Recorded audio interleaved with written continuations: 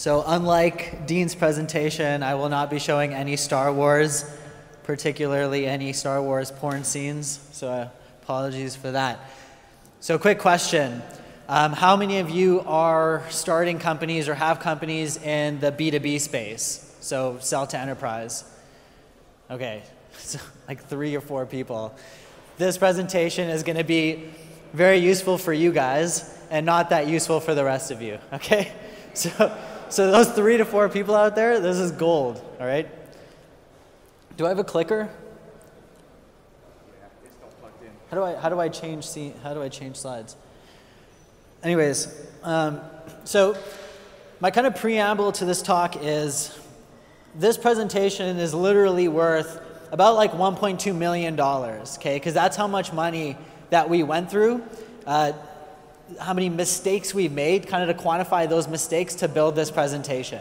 So this presentation is literally made up of all the mistakes that I made when I was building Airpost and selling Airpost to our company, to our customers.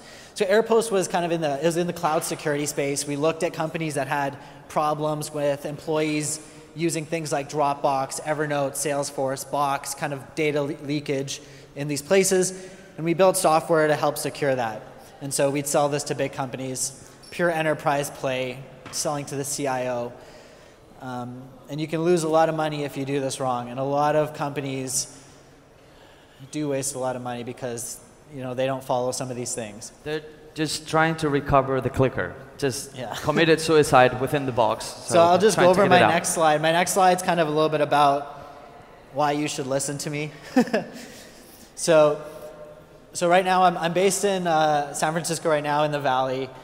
Like Alex mentioned, I started, I don't think the clicker's working. Which button do I click? Forward? Okay. I started Airpost about 2.5 years ago. We were incubated in TechStars, which is a really well-known accelerator in the US. And then we were also incubated in Alchemist Accelerator, which is one of the best, actually I would say the best accelerator program for enterprise companies, so B2B companies. And this accelerator really changed our trajectory. Built the company and, like Alex mentioned, recently sold it to Box. And now I'm working in a couple different places, but I think my most interesting place is with Alchemist. So as you can see, the logo changed. So it's growing really quickly, and we're helping with corporate innovation and new models for corporate innovation. But I didn't want to talk about corporate innovation today because I thought most of you guys were interested in startups. So talking about these golden tips. So what I'm going to walk you through is what is marketing. So what really is marketing? Not kind of your textbook definition or what a lot of startups think is marketing. 15 tips. So these are highly precise 15 tips. What is startup sales, and then 5 startup sales tips. All right. So before any of this even matters to you guys, this slide is also a whole nother presentation that I have. And I've just kind of condensed it into one slide. So you need to have these prerequisites before the rest of the slides even matter for you. So for example, what are your customers' top 3 priorities? You should know that first. And then what are they using as a solution? Who pays? Who's the decision maker for the product that your customer is going to buy? Do you have an MVP, right? Like a first version of the product, and is someone paying for this? Now, once you have someone that's paying for this, that is a reference customer, then you start marketing and sales. So you actually don't start marketing and sales until you've done all this work, okay? So now, what is marketing? So remember, we have a customer, it's a reference customer. Now we say, okay, let's market this product. So marketing for customers is different from marketing for you. Marketing for customers is not about selling your product, it's about teaching your customers something, okay? So for customers, they want to be taught, all right? That's marketing for customers. Marketing for you is leads, right? You want leads. That is marketing. Marketing equals leads. But good marketing is qualified leads, okay? So a lot of people can do marketing and a ton of leads, but you want qualified leads, leads that are going to convert into sales, into customers. And I'm going to kind of show you how to do good marketing. And so why is good marketing good? It's good because you want as many qualified leads as possible, because those qualified leads will end up in actual customers, and you'll have a higher chance in converting those customers. Actually saves a lot of money when you go down the pipe. So if at the bottom, you see that little equation I have. It's good marketing will help you do good sales. That will give you good customers. Good customers will give you better feedback, which will give you good product development. So you actually have a better product, and you'll have good sales growth. Okay, so it all starts with good marketing. If you don't have good marketing, you're going to have a hard time getting customers. You're going to have shitty customers. Your product's going to be everywhere, and you're going to be fucked. So good marketing matters a lot. So here are the 15 tips. So the first, get your messaging right from customers. Okay, so build your messaging, your marketing messaging from customers that are using your product, paying for your product, and using your product on a regular basis. Okay, that's where you build your marketing message. You don't sit in a room and think about it with your other co-founders and your team.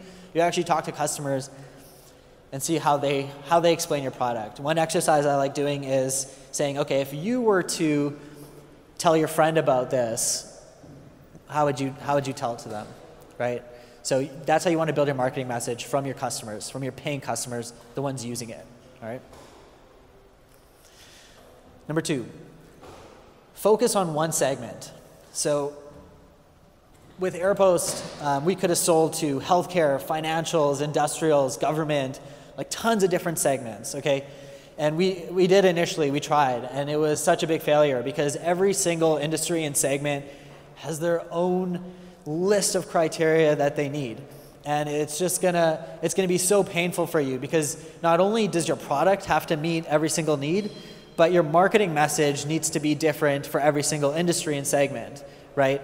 So if you focus on one segment specifically with marketing, you'll actually be able to generate higher quality leads and more leads than if you try to do like a breadth of different segments. And this is also true for your product, right? So when you're starting your product initially, you don't want to focus on tons of segments. Just focus on the customer that has the biggest pain point, right? And that's kind of the same point here. You focus on that with the product, focus on that with the marketing message. Third one is understand how your customers buy, okay? So when you're building a B2B company, I think this is also true for consumers, you want to understand where they actually find your product and what's their buying pattern, right? So for us, webinars and white papers were huge. That's where our customers, which was mainly the CIO or the Chief Information Security Officer, would go. And so we focused heavily on webinars and white papers. We did not do anything with ads. We wrote a couple of blog posts, which actually turned out to be really good, and it's another one of the tips. But we focused really heavily on webinars, white papers, and most importantly, case studies. So those were like the 3 places where our customers would go, and that's how they would buy product. So don't try a ton of marketing things. Just figure out how your customers find information and find products, and then only do those things, okay? So this is a quote from Richard Branson. The part that sticks out is the blue part, which is, I believe in conversations and eye contact, okay? So to find out all this information, you need to talk to your customer, right? So talk to them, what is the marketing message? How do you find the product? All those things. Don't try to figure that out yourself, okay? So if I were to sum up the past couple tips, this is how I'd sum it up. Talk to your customer and build a strategy around that. So number 4, monitor your product usage. So you could ask customers what they care about the most in your product, or you could monitor what they're actually using and then base what they care about off of how they're using your product, okay? So there's a bunch of studies that my colleagues have done, other CEO friends that I've done, where we'll ask our customers, if I took away this product, would that be okay with you? And they'd be like, no, you can't take away, this feature. Our customers would say, no, don't take away this feature. We need this feature. But then when I looked at the product usage, that feature was barely being used, right? So don't ask your customer. This is why I didn't have the Richard Branson slide after this slide, before this slide, because this is one of the things you don't want to ask customers about, right? Because they'll just tell you every single feature they want, and they want everything. But if you monitor what they're using, from a product standpoint, obviously, you can figure out what features you need to get rid of and which ones you need to improve. But from a marketing standpoint, you know which features that you need to put in the light, right, to market on, to show customers what they really need. Fifth point is thought leadership is so underrated. So at the beginning, I said marketing for customers is teaching. So that's where thought leadership comes in. You want to be the leader in your space, especially when you're selling enterprise product, right? It's probably new. There shouldn't be anything like it that exists. If there is, that's a different problem you have. But you want to teach customers why they should buy your product, right? And how you do that is with thought leadership. And thought leadership is things like blog posts, videos. You can make YouTube videos. That's becoming really popular now. But you want to release a lot of content because that's going to drive people to you to learn about your product, to learn about the problem actually, right? Because that's what you want to teach them on, the problem. And then as a result, they're going to look to you as the leader in the space, right? Oh, this guy's teaching me about the problem and he knows what he's talking about, so I should buy his product. So you're not actually selling your product, right?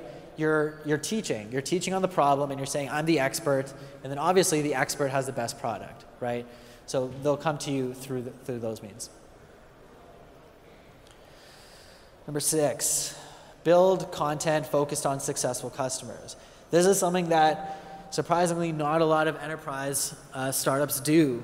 When they're building their marketing, they do a ton of ads, a ton of pretty pictures, maybe explainer videos, but there isn't a lot of case studies. When customers are making their buying decisions, especially if it's for a product that costs them over like $50,000 a year, they're going to look at who else uses this product in my space, how are they using it, what do they think of it. They don't want to hear from you about the product, okay? They want to hear from you about the problem. They want to hear from a fellow colleague, so one of your customers, about the product, okay? So you talk about the problem, let customers talk about the product. And how the customers talk about the product is through case studies. So build content based on successful customers and case studies, okay? It's really important. Be where customers are. So a lot of companies, especially startups, I made this mistake, I made all these mistakes, is we looked at our competitors and we were like, okay, let's just do what they're doing initially, right? It's the easiest way to learn. They're doing it for a reason, let's do that. It's not necessarily true. A lot of your competitors will probably have more money than you, especially if you're earlier than them. So you actually want to, again, talk to customers and figure out where are they? Where do they spend 80% of their time? And just focus on that area, right? If your customers are not on Facebook, if they're not on Twitter, if they're not on LinkedIn, if they only read, TechCrunch, then only focus on getting an article in TechCrunch, right? Don't buy ads in Facebook, Twitter, LinkedIn if that's not where your customers are, right? So understand your customer really, really well, understand where they go, and then focus on there for marketing, and only there. Going to save a lot of money that way. Number 8 is optimize your website. So your website is like a den of seduction, okay? So they come to your website, and you need to seduce them. Because when they're there, they're just thinking, okay, this is something I heard of, something drew them there. But you need to seduce them to actually spend time on your site, to learn about the problem, learn about your solution, and then make them do something, okay? They should have an action at the end. So optimize your website to get them to do something. Your website isn't just a place to find information now. Either get them to sign up, try something, share a link, tweet about it, anything, just get them to do something, all right? And optimize your website for that one thing. So not multiple things, one thing. What is the one thing you want 80% of the people that come to your site to do, and optimize it for that. Be easily found. So this is kind of part of be where your customers are, but also it's so surprising. So I advise a couple companies right now, and when a couple of them, so not the ones I currently advise, but some that I was going to, I'd hear their names, and I'd be like, okay, let me Google you guys. I'd go on Google, type in their name, and they wouldn't come up. And I'm thinking, okay, if I can't find you, how the fuck are your customers supposed to find you, right? How are you supposed to sell your product if no one knows where you are on the internet, right? So make sure that when someone types in your company name, you're at the top of Google. Make sure that when someone tries to find you on Facebook, LinkedIn, Twitter, you're there, okay? Be easily found, because the customers that are trying to find you are the most likely to buy from you, okay? The ones that are inbound, that are trying to find you, are the most likely to buy from you, and that's so important. So if you do the little things like be at the top of a Google search, that's probably more valuable than spending thousands of dollars on ads, because the customer that Googles you is more likely to buy from you. Number 10, ads are not marketing. So especially for a startup, you don't want to buy ads. And if you do buy an ad, either say something funny on the ad or teach your customer something with the ad. Okay, don't just put your logo in a picture of it, because no one knows who you are, right? This one, if you kind of ask me pick one out of all of these, I'd probably say this one. Don't market a bad product. And the reason why I didn't put this as number one is because I think there's a process to get here. But if your product's not that good and you know it's not that good, then don't market it, right? Don't spend tons of money to market this product. Just talk to customers, reach out to them on LinkedIn or whatever, just outbound reach them and develop your product with them. Do some proof of concepts, understand your product, make your product better. And then once one company, just one customer loves your product, all you need is one, then you can start marketing, okay? So if you market a bad product, it's just a waste of your money, right? Focus on building a good product, and then once you have a good product, you'll be able to do good marketing. So this kind of relates to good product, good marketing. So CEO of LinkedIn, if you could only do one thing, what would it be, right? And a lot of startups try to market, the 20 different things they can do because they don't understand their product, right? And I did this initially as well. You don't really understand your product. You think it can do everything for everyone. But if you figure out that one thing that your customers care about the most and just drill on that, you're going to get much higher quality leads and higher conversions. And you're going to save a lot of money. Number 12, measure your marketing campaigns. So once you have a good product and you're marketing it and you've talked to customers and you've done all those things, the past 11 points, you want to measure everything. So if you do a webinar, how many qualified leads are you getting from that webinar, and how many conversions are you getting from those qualified leads, right? Because if I do a white paper and let's say 100 people put in their email to get this white paper, but only one of them become a customer, whereas I do a webinar and 20 people sign up, but 50% of that, so 10 people become a customer, I want to do much more webinars, right? So it's not just about the leads part, but it's about the qualifying leads and the conversions. So you want to measure that, okay? And that's really important. So don't just market and say, okay, now let's let the leads come in. You want to understand exactly who's coming from where and then track that buyer throughout the process. This one's really important for startups. You don't see a lot of big companies doing this for a reason, but startups, we always want to talk big, right, about the future of our product and then what it's going to enable in 5 years from now. But your customers don't care about 5 years from now. Save that for investors, right? When you're talking to investors, you can say this is the future we enable. But for customers, you want to market the product that you have today, not what you're trying to do in 5 or 10 years, right? So how can you help your customers now, today? Focus on the right metrics. So when you are monitoring everything, you want to monitor the right things.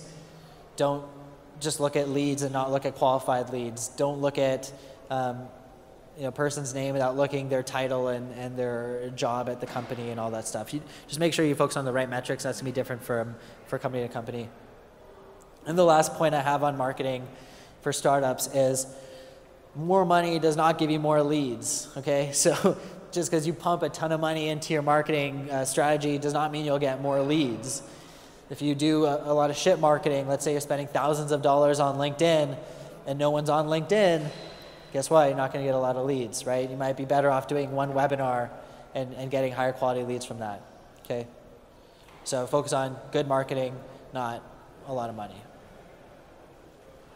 Okay, so that was marketing. And again, probably only useful for like 4 of you here that put your hand up initially, but maybe down the line it might be useful for some other people. So once you've done marketing, that's when you do sales. Okay, so when I started Airpost, I made a big mistake of hiring a VP of sales from a big company. And I thought, man, this guy is so smart. Okay, this guy's so smart. He was super confident. In the interviews I did with probably like, I filtered it down to 10 sales guys. Out of all the 10, this guy made like the nicest deck. He presented this deck to me on like Airpost sales strategy. This is what we're gonna do. This is how we're gonna grow our revenue. Here are my projections for sales for you. And I was like, shit, this guy's legit. He knows what he's doing. I don't need to do anything. Like this guy will just do all the sales and I'll just hang out, maybe raise some money from investors. That screwed me over, okay? So I lost a lot of money from that because there's 2 reasons. The first reason is marketing always comes before sales. Sales relies on leads. Sales is not lead generation. Sales takes leads and closes them, okay? Marketing is to get leads. So the first thing you want to do is good marketing so you can get good leads. Second thing you want to do is close on that lead, okay? So marketing first, then sales. So now we're talking about sales. So sales for customers, okay? This is how your customers are thinking about sales. First is, why do I need this product? Okay, so what's the problem that they're trying to solve by buying your product? They need to get buy-in from other decision makers in their company, so you have to think about that. They're thinking about that. Is there an ROI that your product gives to them? So how do they justify spending money on this? They need to build consensus with other people in the company. So to people get the money to buy your product, people that are going to use your product, all this stuff. Budget's huge. And then the last thing is, how do you close those deals? And your salesperson, one of their main goals is to do all these things and then close the deal as fast as possible, right? Especially for a startup where your burn rate is your life. Now, sales for you can think about it in one way. It's turning your leads that you got from marketing into paying customers, okay? So that's sales for you. So if you think about this, you're not going to hire a sales guy without marketing because there's no leads to convert, right? So marketing first, then sales. Sounds obvious, but a lot of my colleagues in San Francisco, had the exact same experience where they go straight to hire sales and spend hundreds of thousands of dollars, and you're like, fuck, I just needed marketing, right? So this is really important. So here are my five tips for startup sales. First, this is so important. Hire your sales guy after you know how to make a sale of your product, okay? So I hired this sales guy before I actually sold my product. I had POCs, proof of concepts. There was companies using it as like on betas, but I never actually signed a real contract, okay? And I thought my sales guy was going to do it. I was like, oh, this guy has tons of experience. He'll know how to draft up the agreement. He'll know how to, talk with all the people in the company. He'll figure it out for me. That is the farthest thing from the truth. The sales guy was like, all right, so how do what do I do? And I was like, what do you mean, what do I do? You tell me, what do you do, right? Like, I'm paying you. You're from the big company. You're smarter. Like, what's next? And he's like, fuck, I don't know. Like, let's figure this out now. And that wasted a lot of time, right? If I knew how to sell my product, I could have given him, exactly like a template on what to do, and he would have just crushed it. Taken those leads, followed this procedure, sold it to the customer, done. But that's not what happened. So ideally what you want is you want a ton of marketing leads. Then you, as the founders, want to go close those leads, right? Get paying customers, and then you want to hire a sales guy, all right? So, Jeff says this, I like how he says this. It's amazing how much you learn by doing something that's very close to customers. And I would say you need to do every single thing that's close to customers before you hire someone for it, okay?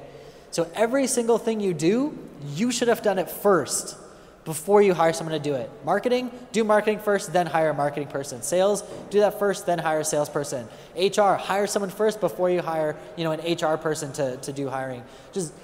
You need to do it first, all right? Then so now when you do hire sales when there's no more time in your day. So when you have a ton of these marketing leads, okay, and they're really good quality marketing leads, remember, because you did great marketing, and you're going through all these leads, and you're closing these leads, and you have calls every single day, and you're demoing your product. And at the point where you're looking at your calendar and you literally don't have time for lunch, you're eating while you're on demo calls, okay? That's when you hire a sales guy. You hire a sales guy to help free up your time, to help take the leads that are in the pipeline. That's when you hire a sales guy.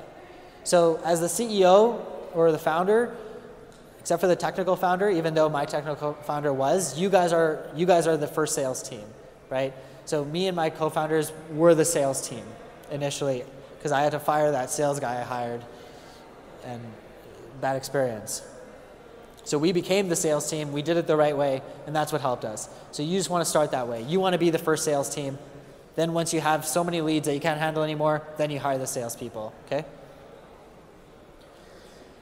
And just to re-emphasize everything here, no leads is no sales. So you need leads to get sales. And sales is very different from early customer traction. Okay, when you're first starting your company, you go out and get POCs, you partner with some companies, some early adopters. That is customer development. Okay, your first customer is customer development.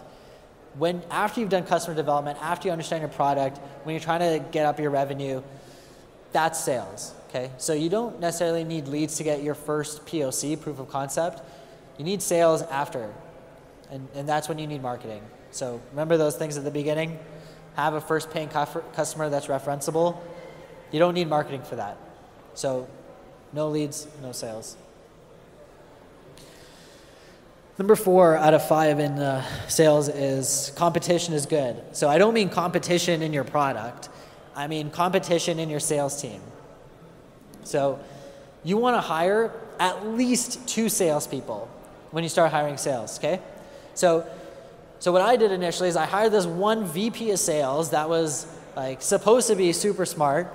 And I mean, he was super smart if I did the right things, but he was by himself. So I had no way to measure him. I couldn't say how well are you doing? How much of this is my problem that you're not converting quickly, and how much of it is actually your problem that maybe you're not good enough for the kind of the startup world. Maybe you're meant for the kind of the big company stuff.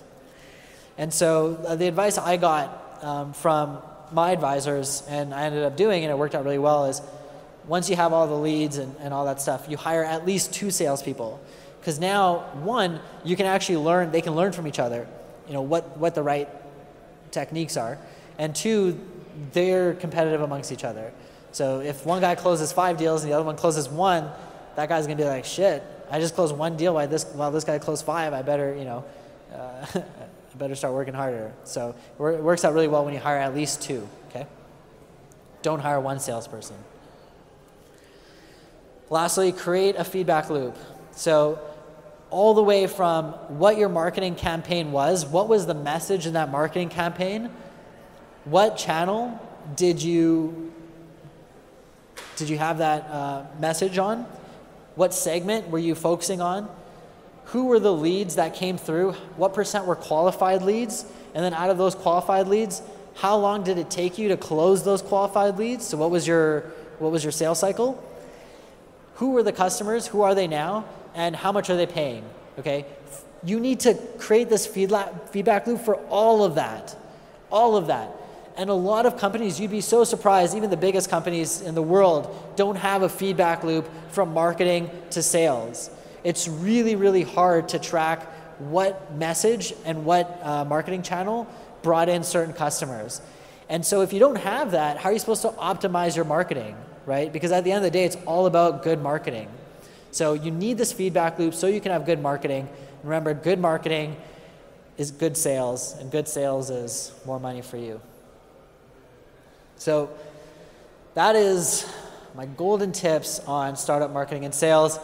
If you want this deck, or if you have a startup and have questions on this space or actually any other space, and specifically enterprise-focused B2B startups, Or you want to drive innovation at your company. So again, that's one of the other things I do with corporate innovation, part of Alchemist Accelerator.